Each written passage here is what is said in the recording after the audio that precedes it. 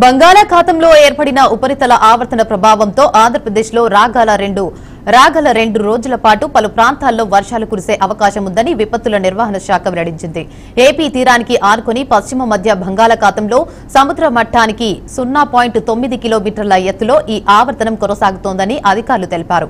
దీని ఫలితంగా రాష్ట్రంలోని పలు జిల్లాల్లో తేలికపాటి నుంచి మోస్తారు వర్షాలు పడతాయని అంచనా వేశారు.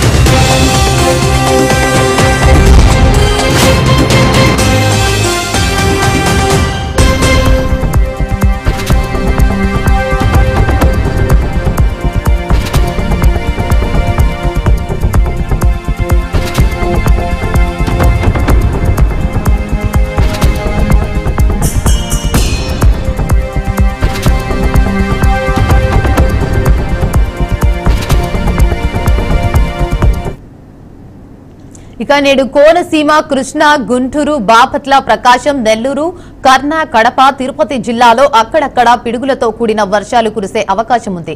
వాతావరణ శాఖ అధికారులు తెలిపారు. ఇక శుక్రవారం నెల్లూరుతో పాటు రాయలసీమ జిల్లాలో కొన్ని చోట్ల తేలికపాటి నుంచి మోస్తారు వర్షాలు పడతాయన్నారు. ఈ నేపథ్యంలో ప్రజలు అప్రమత్తంగా ఉండాలని అధికారులు సూచించారు. ఉరుములు, మెరుపులతో కూడిన వర్షం కురుస్తున్నప్పుడు పొలాల్లో పనిచేసే రైతులు, కూలీలు, పశువులు కాపరులు సురక్షిత ప్రాంతాలకు వెళ్లాలని హెచ్చరించారు. ఆకస్మిక వర్షాల సమయంలో చెట్ల కింద ఆశ్రయం పొందవద్దని స్పష్టం చేశారు.